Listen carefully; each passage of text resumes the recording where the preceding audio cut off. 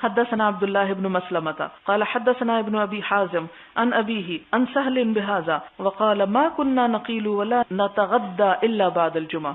صحابہ کرام کیا کہتے ہیں کہ ہم قیلولہ نہیں کرتے تھے اور کھانا نہیں کھاتے تھے مگر جمعے کی نماز پڑھ کے. یعنی جمعے کے دن جمعہ پڑھ کے کھانا اور قیلولہ ہونا چاہیے. اور عام دنوں میں جیسے گرمی وغیرہ ہے تو کھانا کھا کے تھوڑا آرام کر کے بھی ظہر کی نماز پڑھی جا سکتی ہے.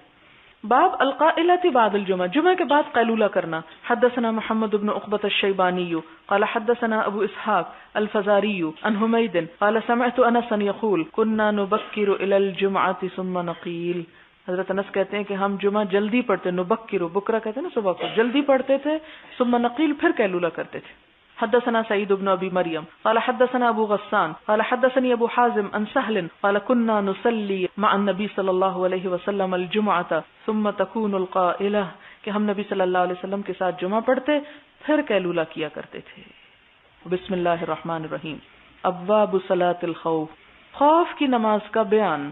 وقول اللہ تعالی، اللہ تعالیٰ کا فرمان ہے، آیت ہے قرآن پاک کی، وَإِذَا ضَرَبْتُمْ فِي الْأَرْضِ، جب تم زمین میں سفر کرو، فَلَيْسَ عَلَيْكُمْ جُنَاحٌ، تو تم پر کوئی گناہ نہیں، أَن تَقْصُرُوا مِنَ الصَّلَاةِ، کہ نماز کو کم کر لو، قصر پڑھو. إِنْ خِفْتُمْ، اگر تمہیں ڈر ہو، أَن يَفْتِنَكُمُ الَّذِينَ كَفَرُوا، کہ فتنے میں ڈال دیں گے تم کو وہ لوگ جنہوں نے کفر کیا. إِنَّ الْكَافِرِينَ كَانُوا لَكُمْ عَدُوًّا مُبِينًا، کیونکہ کافر تو تمہارے کھلے دشمن ہیں. وَإِذَا كُنْتَ فِيهِمْ، اب حضور صلی اللہ علیہ وسلم کو ارشاد اللہ تعالیٰ کا کہ جب آپ ان کے درمیان موجود ہوں تو کیا کریں؟ فَأَقَمْتَ لَهُمُ الصَّلَاةَ، آپ ان کے لیے نماز قائم کریں، یعنی جماعت سے پڑھائیں. فَلْتَقُمْ طَائِفَةٌ مِّنْهُمْ، اور چاہیے کہ کھڑا ہو ایک گروہ ان میں سے مَعَكَ آپ کے ساتھ، وَلْيَأْخُذُوا أَسْلِحَتَهُمْ، اور چاہیے کہ وہ نماز میں بھی اپنا اسلحہ اٹھا کے رکھیں. فَإِذَا سَجَدُوا، پھر جب وہ سجدہ کر لیں، فَلْيَكُونُوا مِنْ وَرَائِكُمْ، تو وہ تمہارے پیچھے آ جائیں. وَلْتَأْتِ طَائِفَةٌ أُخْرَىٰ، اور چاہیے کہ دوسرا گروہ آ جائے. لم یصلوا، جس نے ابھی نماز نہیں پڑھی، فلیصلوا معک، تو وہ آپ کے ساتھ نماز پڑھ لیں. ولیأخذوا حذرهم، چاہیے کہ احتیاط لیے رہیں. واسلحتهم، اور اسلحہ اٹھائے رکھیں. ود الذین کفروا، کافر چاہتے ہیں، کیا چاہتے ہیں؟ لو تغفلون، کاش تم غافل ہو جاؤ. ان اسلحتکم، اپنے اسلحے سے، وامتعتکم، اور اپنے ساز و سامان سے. فیمیلون علیکم میلۃ واحدہ، پھر تم پر جھپٹ پڑے یک بارگی جھپٹنا. ولا جناح علیکم، اور تم پہ کوئی گناہ نہیں. ان کان بکم اذی من مطر، کہ اگر بارش کی وجہ سے تمہیں کوئی تکلیف ہو، او کنتم مرضی، یا تم بیمار ہو، ان تدعوا اسلحتکم، کہ اپنا اسلحہ ایک طرف رکھ دو. یعنی جنگ میں ہر حال میں اٹھائے رکھنا فرض نہیں.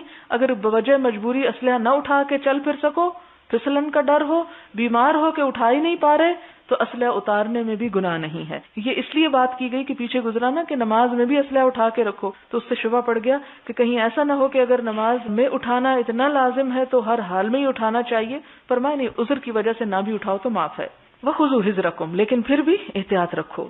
ان اللہ اعد للکافرین عذابا مہینا، بے شک اللہ نے کافروں کے لیے خوار کرنے والا رسوا کن عذاب مہیا کر رکھا ہے. تو اکثر علماء کے نزدیک یہ آیت جو ہے یہ سفر میں قصر کرنے کے بارے میں ہے. کہ شروع میں جیسے آتا ہے نا کہ جب تم زمین میں چلو تو کوئی حرج نہیں کہ نماز قصر کر لو. ان خفتم، خاص طور پر اگر تمہیں ڈر ہو، دشمن کا خوف ہو، تو اس لیے بعض نے کہا نہیں یہ صرف دشمن کے خوف کے وقت، اور بعض نے کہا نہیں سفر بھی اور دشمن کا خوف دونوں چیزوں میں قصر ہو سکتی ہے. لیکن بعض لوگ آج بھی یہ کہتے ہیں، ویسا ہی جیسے حضرت عبداللہ بن عمر سے کہا گیا کہ ہم قرآن میں تو کہیں قصر کا ذکر نہیں پاتے مسافر کے لیے، تو انہوں نے کہا کہ ہم تو وہی کرتے ہیں جو ہم نے اپنے پیغمبر کو کرتے ہوئے دیکھا. یعنی اگر قرآن میں تم سمجھتے ہو کہ یہ آیت جو ہے یہ عام مسافر کے لیے نہیں بلکہ صلاۃ خوف کی نماز ہے یہاں، تو ہم نے اپنے حضور محمد صلی اللہ علیہ وسلم کو عام سفر میں جو کہ خوف کے علاوہ بھی ہوتا تھا اس میں بھی قصر کرتے ہوئے دیکھا، اس لیے ہم قصر کرتے ہیں. جس سے کیا پتہ چلتا ہے کہ صرف جنگ کی حالت میں قصر نہیں بلکہ عام حالات میں بھی مسافر قصر کر سکتا ہے. اور پھر آپ دیکھ رہے ہیں کہ عبداللہ بن عمر رضی اللہ تعالیٰ عنہ جن کو یہ سعادت نصیب تھی کہ ہر چیز میں سنت کے اتباع میں سب سے آگے ہوتے. اب احادیث ہیں. حدثنا ابو الیمانی قال اخبرنا شعیب عن الزہری قال سألته هل صلی النبی صلی اللہ علیہ وسلم یعنی صلاۃ الخوف. شعیب کہتے ہیں کہ میں نے زہری سے پوچھا کیا نبی صلی اللہ علیہ وسلم خوف کی نماز پڑھا کرتے تھے، کیونکہ قرآن میں جو ذکر آیا ہے کیا آپ نے واقعی ایسے کیا؟ قال، تو انہوں نے جواب دیا. کس نے جواب دیا؟ زہری نے. اخبرنی سالم ان عبداللہ ابن عمر رضی اللہ عنہما قال غزوت مع رسول اللہ صلی اللہ علیہ وسلم کہ میں نبی صلی اللہ علیہ وسلم کے ساتھ جنگ میں گیا، قبل نجد، نجد کی طرف، تہامہ اور یمن سے لے کے عراق اور شام تک کا علاقہ، فوازینا العدو، تو ہم نے مقابلہ کیا یا سامنے آئے دشمنوں کے، یہ جو نجد کی طرف ہوا تھا نا، یہ غزوہ ذات الرقاع تھا، فصاففنا لہم، پھر ہم نے ان کے لیے صفیں باندھ دی، یعنی دشمن کے سامنے جب ہم آئے تو ہم نے صفیں باندھ لی، فقام رسول اللہ صلی اللہ علیہ وسلم، تو آپ صلی اللہ علیہ وسلم کھڑے ہو گئے، یصلی لنا، نماز پڑھا رہے تھے ہم کو، فقامت طائفۃ معہ، تو ایک گروہ آپ کے ساتھ کھڑا ہو گیا، تصلی، نماز پڑھ رہا تھا، واقبلت طائفۃ، اور سامنے آ گیا ایک گروہ، علی العدو، دشمن کے، یعنی پورا لشکر دو حصوں میں بٹ گیا، ایک حصہ دشمن کے مقابلے پہ آ گیا اور دوسرا نماز پڑھنے لگ گیا، ورکع رسول اللہ صلی اللہ علیہ وسلم، اور رکوع کر لیا آپ صلی اللہ علیہ وسلم نے، بمن، ساتھ اس کے جو معہ آپ کے ساتھ تھا، وسجد سجدتین، اور آپ نے 2 سجدے کیے، یعنی سب لوگوں نے 2 سجدے کی، ثم انصرفوا، پھر یہ لوگ چل دیے، کہاں؟ دشمن کے سامنے، مکانت طائفۃ التی، اس گروہ کی جگہ پر، لم تصلی، جس نے ابھی نماز نہیں پڑھی تھی، فجاؤ، پھر وہ آ گئے، کون آ گئے؟ وہ دوسرے جو ابھی نماز جنہوں نے نہیں پڑھی تھی، فرکع رسول اللہ صلی اللہ علیہ وسلم بہم رکعتن، تو آپ نے ان لوگوں کو 1 رکعت نماز پڑھائی، وسجد سجدتین، 2 سجدے کیے، ثم سلم، پھر آپ نے سلام پھیر دیا، فقام کل واحد منہم، تو ان میں سے ہر ایک خود کھڑا ہوا، فرکع لنفسہ رکعتن، تو انہوں نے اپنے لیے 1 رکعت پڑھ لی، وسجد سجدتین، اور 2 سجدے کیے، یعنی کیا پتہ چلتا ہے کہ آپ صلی اللہ علیہ وسلم امام تھے، آپ نے 2 رکعتیں ایک ہی اس پہ پڑھی، لیکن صحابہ کرام 2 حصوں میں بٹ گئے، ہر حصے کو 1 رکعت جماعت سے ملی اور 1 رکعت انہوں نے خود پڑھی، اور یہ اس صورت میں ہو سکتا ہے کہ جب جنگ ہو نہ رہی ہو، پھر تو ایسی نماز پڑھی جا سکتی ہے، لیکن اگر جنگ ہو رہی ہو اور اس وقت حالات خطرناک ہوں تو پھر نماز نہیں پڑھنی چاہیے، اس وقت نماز چھوڑی بھی جا سکتی ہے، جیسے کہ جنگ خندق کے موقع پہ ہم دیکھتے ہیں۔ باب صلاۃ الخوف رجالا ورکبانا راجل قائم، خوف کی نماز پیدل اور سوار ہو کر، یعنی دونوں حالتوں میں پڑھی جا سکتی ہے، چلتے چلتے بھی اور اونٹوں یا گھوڑوں پہ بیٹھ کے بھی۔ راجل کا مطلب ہوتا ہے قائم، کھڑے ہو کر، پاؤں پر، رجل پاؤں کو کہتے ہیں نا۔ حدثنا سعید بن یحییٰ ابن سعید القرشی قال حدثني ابی قال حدثنا ابن جریج عن موسى بن عقبة عن نافع عن ابن عمر نحو من قول مجاہد اذا اختلطوا قیاما، جب مل جل جائیں کھڑے ہو کر، وزاد ابن عمر عن نبی صلی اللہ علیہ وسلم وان كانوا اکثر من ذلك، اور اگر وہ اس سے زیادہ ہوں، یعنی کافر بہت زیادہ ہوں اور مسلمان جو ہیں وہ کم ہوں اور صفیں بنانے کی مہلت نہ ہو، ظاہر ہے کہ اگر کم لوگ ہوں گے، آدھے آدھے ہوں گے تو کیا ہوگا؟ دشمن کے مقابلے میں تھوڑے لوگ رہ جائیں گے، تو ایسی صورت میں کیا کرنا چاہیے؟ کس طرح نماز ادا کرنی چاہیے؟ سب کو چلتے چلتے ہی نماز پڑھ لینی چاہیے، اس میں پھر 2 گروہوں میں نہیں بٹنا چاہیے، یعنی اس سے یہ پتہ چلتا ہے کہ صلاۃ الخوف جو ہے وہ کئی قسم پہ پڑھی جا سکتی ہے۔ فَلْيُصَلُّوا قِيَامًا وَرُكْبَانًا، تو انہیں چاہیے کہ وہ کھڑے اور سواری کے ساتھ نماز پڑھ لیں۔ باب يحرس بعضهم بعضا فی صلاۃ الخوف، خوف کی نماز میں حفاظت کرے ان میں سے بعض کی۔ یحرس، حیر سین کا مطلب ہوتا ہے چوکیداری کرنا، حارس اسی سے ہے۔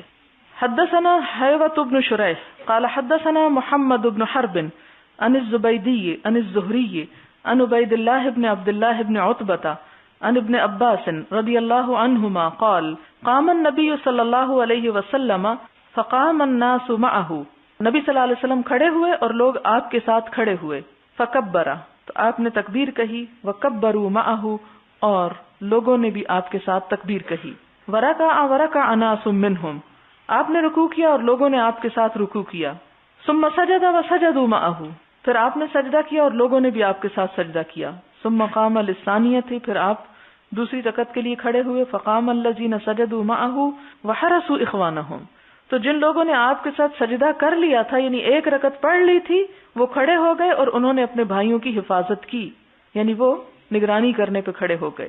وَأَتَتِ الطَّائِفَةُ الْأُخْرَى، اور دوسرا گروہ آ گیا، فَرَكَعُوا، انہوں نے رکوع کیا، وَسَجَدُوا مَعَهُ وَالنَّاسُ كُلُّهُمْ فِي صَلَاةٍ، اور لوگوں نے آپ کے ساتھ سجدہ کیا اور سارے کے سارے لوگ جو تھے وہ نماز کی حالت میں تھے، وَلَكِنْ يَحْرُسُ بَعْضُهُمْ بَعْضًا، لیکن ان میں سے بعض کی نگرانی کر رہے تھے، یعنی نماز کی حالت میں ہی۔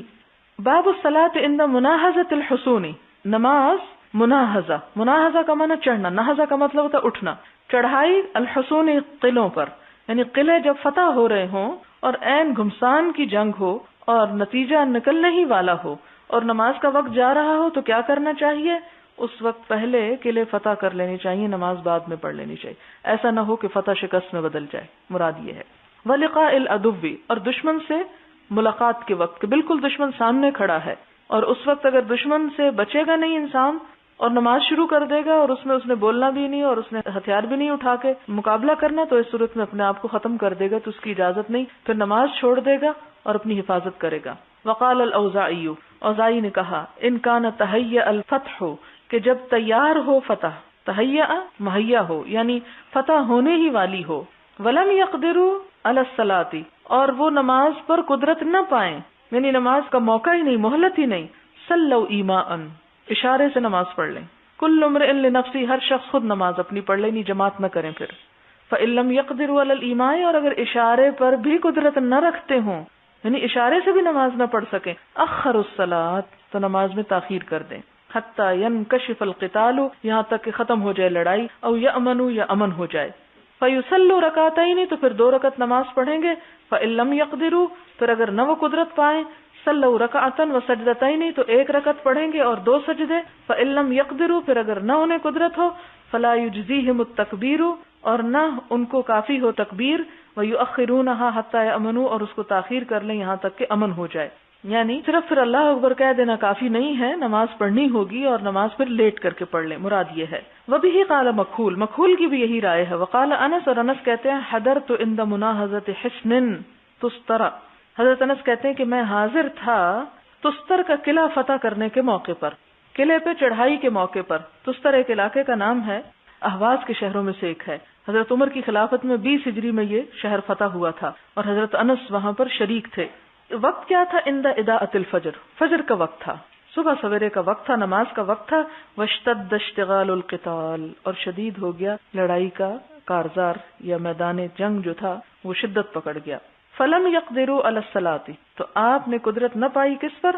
نماز پر. کس نے؟ حضرت انس نے. فلم نصلی، ہم نے نماز نہ پڑھی، الا بعد ارتفاع النہار، مگر دن بلند ہونے کے بعد. یعنی کہتے ہیں کہ جو حضرت انس اور ان کے ساتھی تھے، لم یقدروا علی الصلاۃ، کوئی نماز نہ پڑھ سکا کیونکہ عین اس وقت قلعہ فتح ہو رہا تھا. فصلیناها، پھر ہم نے اس کو پڑھ لیا. کب؟ بعد ارتفاع النہار، دن چڑھنے کے بعد. ونحن مع ابی موسیٰ، اور ہم ابو موسیٰ اشعری کے ساتھ تھے. ففتح لنا، ہمیں فتح ہو گئی. وقال انس، انس کہتے ہیں وما یسرنی، اور نہیں خوش کرتی مجھ کو، بتلک الصلاۃ، اس نماز کے عوض، الدنیا وما فیہا،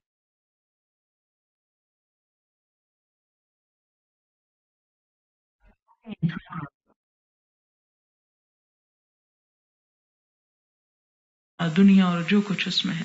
یعنی ٹھیک ہے فتح تو ہو گئی، لیکن جو کچھ مجھے ملا وہ پا کر مجھے اتنی خوشی نہ ہوئی جتنی میں اگر اپنے وقت پہ نماز پڑھ لیتا تو مجھے خوشی ہوتی. یعنی وقت پر نماز پڑھنا جو ہے افضل ترین کاموں میں سے ہے. اور وہ کہتے ہیں کہ ٹھیک ہے فتح تو ہو گئی، لیکن اس نماز کے جانے کا مجھے بہت افسوس ہوا.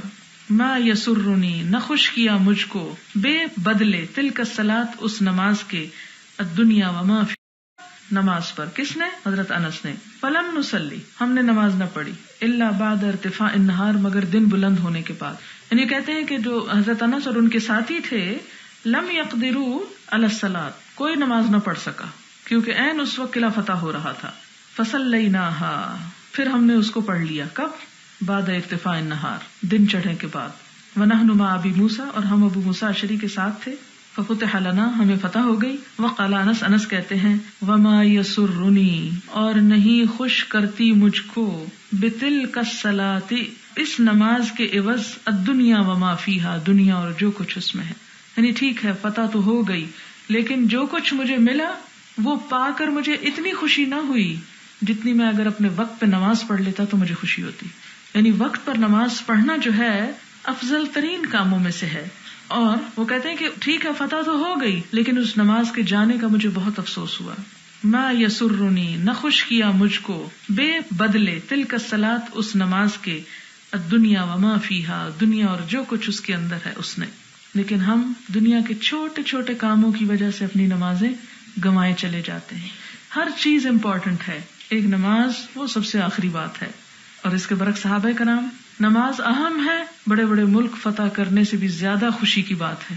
اس کا یہ نہیں مطلب بنتا کہ قلعہ فتح کر کے خوشی نہیں ہوئی، ظاہر ہے کہ وہ تو ایک خوشی ہوئی کہ جنگ جیتے مسلمان، وہ تو ایک نیچرل سی بات ہے، لیکن دوسری طرف اس نماز کے جانے کا بھی بڑا رنج تھا. یعنی اس سے ایک اور بات یہ پتہ چلتی کہ اگر بوجہ مجبوری بھی کبھی نماز چلی جائے تو اس پر انسان کو خوش نہیں ہونا چاہیے، پریشان ہی رہنا چاہیے.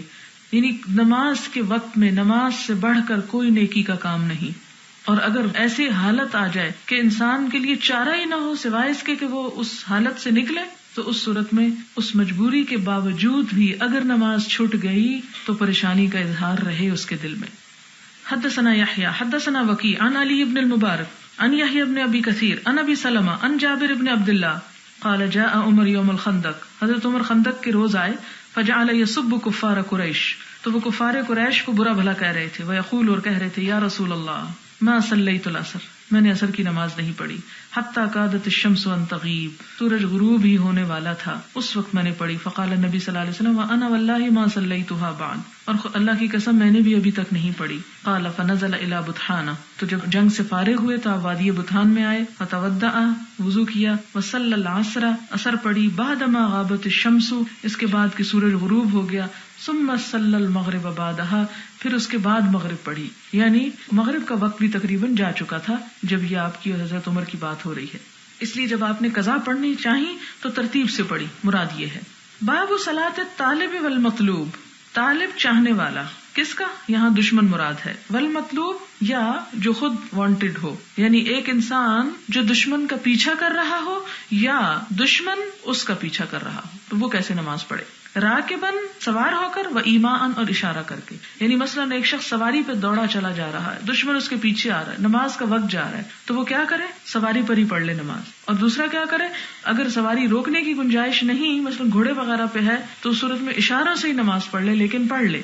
یا یہ ہے کہ ایک انسان دشمن کا پیچھا کر رہا ہے، دشمن کے پیچھے دوڑ رہا ہے، دشمن کو پکڑنا ہے، تو اس صورت میں بھی اگر موقع ہو تو سواری پہ یا اشاروں سے پڑھ جائے، کیونکہ وقت کی نماز تو وقت ہی کی ہوتی ہے.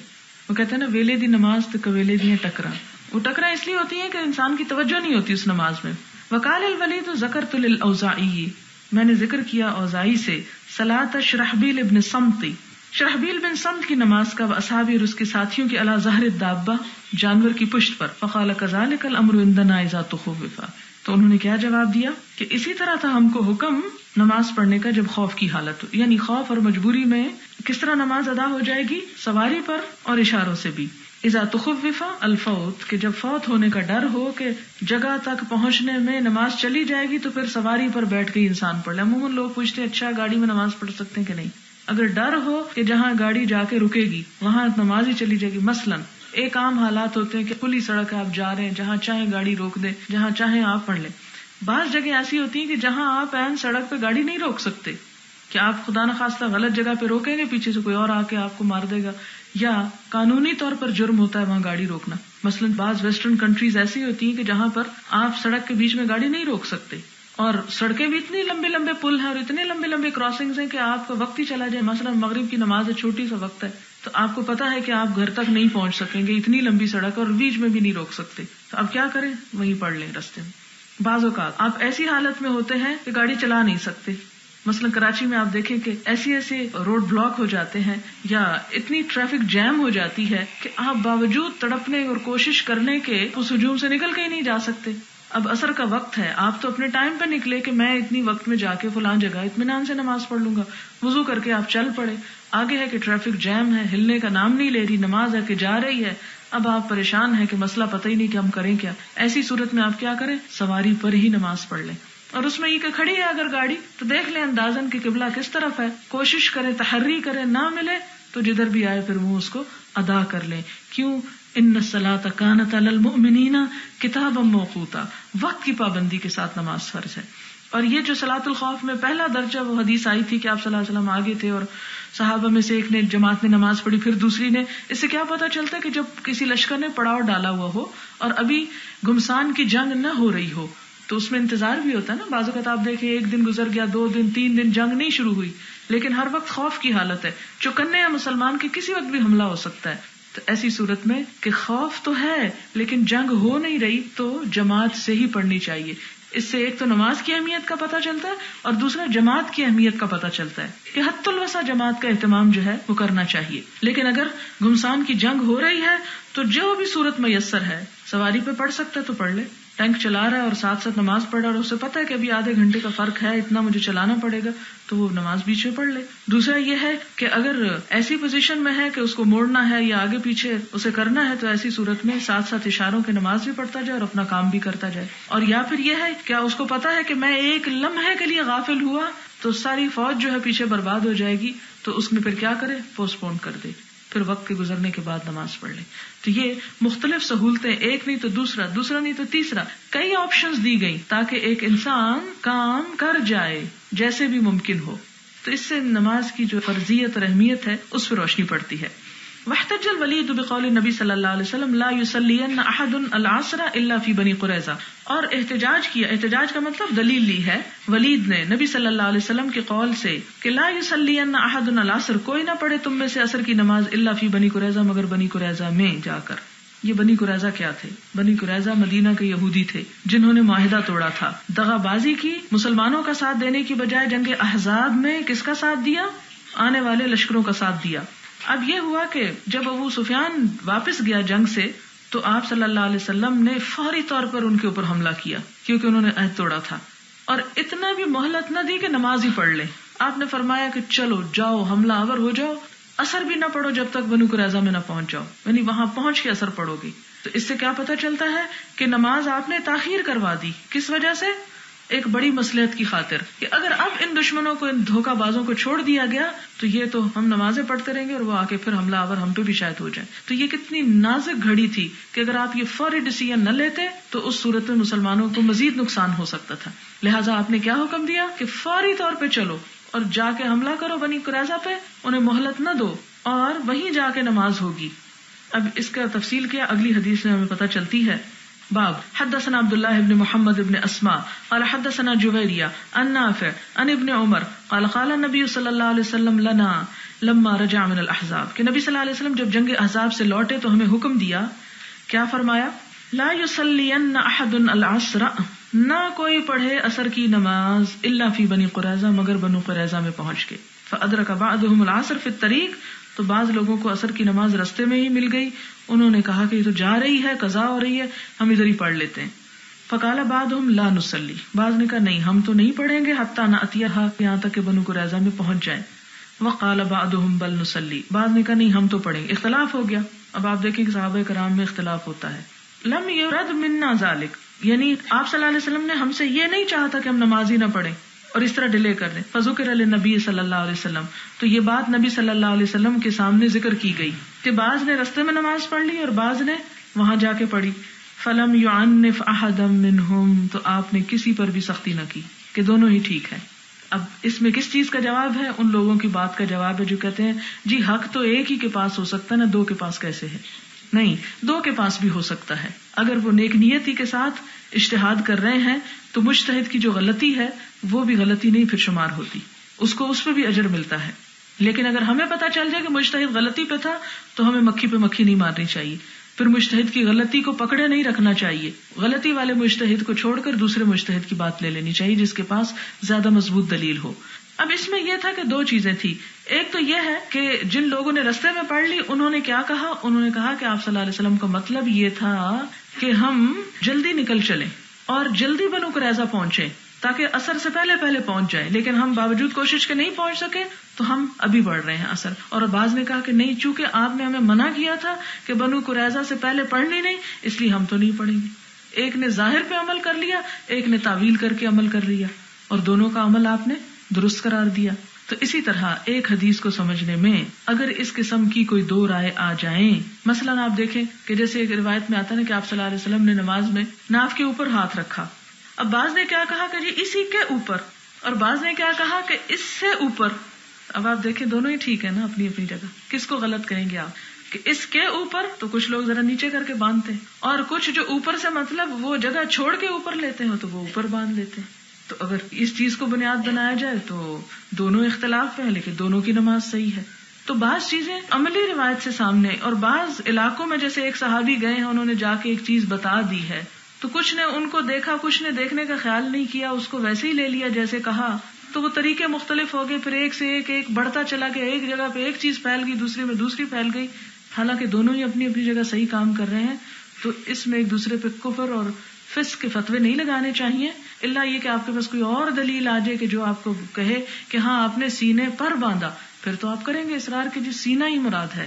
لیکن اگر سینے کا لفظ نہیں آیا اور صرف ناف کے اوپر والی بات ہے، تو اگر کسی نے اس کے اوپر یا ذرا یہاں اوپر رکھ لیا. پھر اسی طرح ہاتھ، تو ہاتھ سے مراد کچھ لوگوں نے یہ ہاتھ لیا، اور بعض لوگوں نے کہا کہ وہ آتا نا فَاغْسِلُوا أَيْدِيَكُمْ إِلَى الْمَرَافِقِ، کہ اپنے ہاتھوں کو کونیوں تک دھو. تو وہ بھی قرآن میں اس کی دلیل موجود ہے کہ قرآن میں ہاتھ دھونے کا جب ذکر آیا تو ہاتھ کو یہاں تک بیان کیا گیا. انہوں نے کہا کہ یہ سارا ہی ہاتھ ہے، اس لیے ہاتھ پر ہاتھ سے مراد یہ ساری جگہ ہے.